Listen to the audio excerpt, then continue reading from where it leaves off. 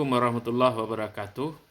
Pada video ini kita akan lanjutkan 14 pintu rahmat Allah yang terdapat di dalam Al-Quran. Ini kita bicara Al-Quran saja, nanti hadis lain lagi. Jadi ada 14 pintu rahmat yang bisa kita upayakan agar kita selalu dilindungi, dikasihi, disayangi oleh Allah dalam setiap tindakan dan perbuatan kita. Pada video sebelumnya kita sudah bahas 5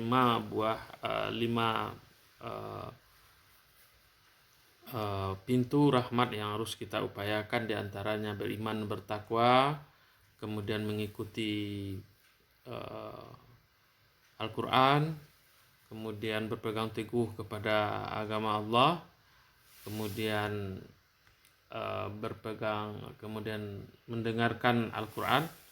Nah, yang ke-6 kita pintu rahmat yang ke-6 itu kita akan mendapat rahmat oleh Allah. Ya, mungkin yang selama ini yang menyebabkan rahmat Allah jauh dari kita adalah istighfar. Istighfar artinya meminta ampun kepada Allah setiap kita lalai atau melakukan dosa dan kesalahan dalam kehidupan kita sehari-hari. Apa dalilnya? Di dalam surat An-Naml ayat 46 Allah berfirman, qala ya qaumi lima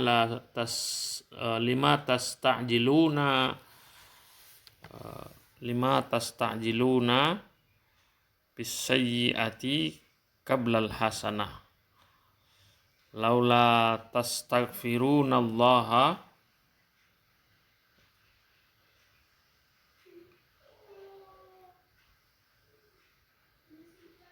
kira-kira itu dalam surat An-Naml yang artinya adalah hai kaumku, mengapa kamu minta disegerakan keburukan sebelum kamu meminta kebaikan. Hendaklah kamu meminta ampun kepada Allah agar kamu mendapat rahmat. Itu di dalam surat An-Naml ayat 46. Jadi istighfar adalah salah satu pintu rahmat oleh Allah.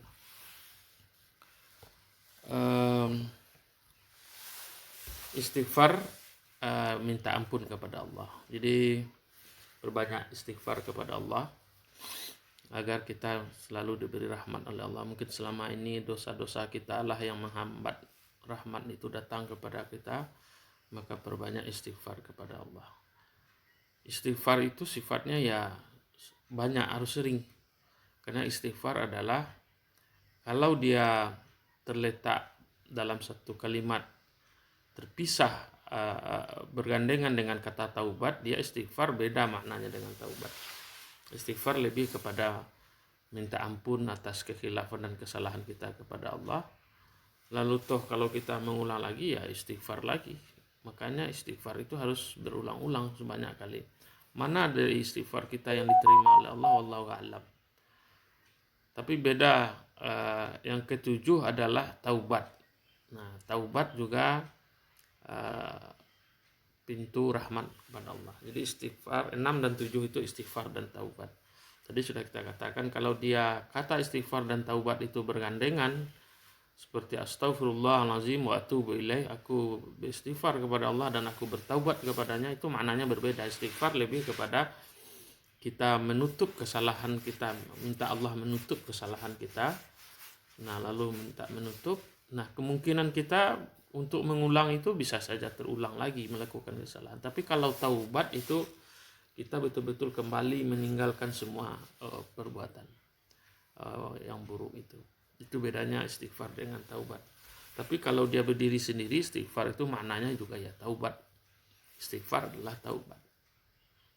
Jadi taubat adalah kita kembali kepada Allah. Ya ayyuhalladzina amanu tubu ilallah taubatan nasuha. Jadi taubat itu taubat nasuha. Di dalam surat Tahrim ayat 8, Allah memerintahkan, ya ayyuhalladzina amanu tubu ilallahi taubatan nasuha asa rabbukum ayyukaffira ankum sayyiatikum wa yudkhilakum jannatin tajri min tahtihal anhar. Nah, di sini Allah menyuruh kita taubat. Kemudian yang kedelapan, pintu rahmat itu melalui sabar.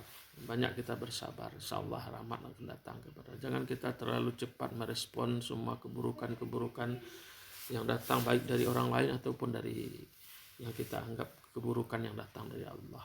Kita harus menahan diri merespon dengan prasangka-prasangka buruk, dengan ucapan-ucapan yang tidak baik. Banyak ayat-ayat yang menyuruh kita untuk bersabar, dan bersabar itu nanti ujungnya adalah rahmat Allah. Contohnya dalam surat Al-Baqarah ayat 155, wa basyiris sabirin, berkabar gembiralah orang-orang yang sabar, alladzina idza asabathum musibah, orang-orang yang ditimpa musibah. Orang yang sabar itu adalah orang-orang yang apabila ditimpa musibah, qalu inna lillahi wa inna ilaihi rajiun, dia berkata, meyakini bahwa sesungguhnya kita milik Allah dan akan kembali kepada Allah. Ulaika alaihim sholawatu min rabbihim wa rahmah, mereka itu akan mendapatkan rahmat, selawat dari Tuhannya dan rahmat.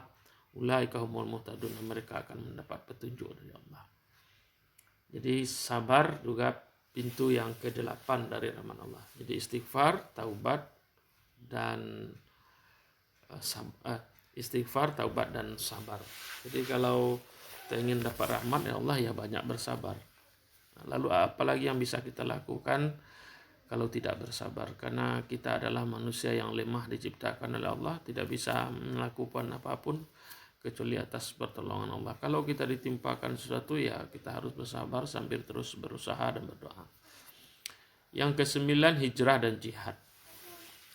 Kalau kita dalam suatu tempat tidak juga mendapatkan sesuatu yang lebih baik, maka tidak bisa memperbaiki diri kita, maka dianjurkan kita untuk hijrah dan jihad. Hijrah dan jihad adalah salah satu pintu rahmat oleh Allah. Ini bisa kita baca dalam surat At-Taubah ayat 20 dan 22. Ya. Yubashiruhum rabbuhum birahmah. Allah memberi kabar gembira kepada mereka, birahmah bainahu waridwanan wa jannatin, dan keridaannya, wa jannah, dan surga bagi mereka. Itu dalam surat At-Taubah ayat 20-22, nanti bisa kita baca. Kemudian yang ke-10 adalah banyak berbuat baik. Jadi banyak berbuat baik adalah salah satu pintu rahmat kepada Allah. Setiap kita berbuat baik, insya Allah kebaikan itu akan kembali. Tapi tidak mesti kebaikan kembali dari orang yang kita berbuat dari orang yang menjadi objek perbuatan baik kita. Kebaikan itu akan kembali. In ahsantum li anfusikum wa in asatum falaha. Dalam Al-Quran juga dikatakan, wala tufsidu fil ardi ba'da islahiha wadu'uhu khawfa wa tama'a inna rahmatallah qaribum minal muhsinin.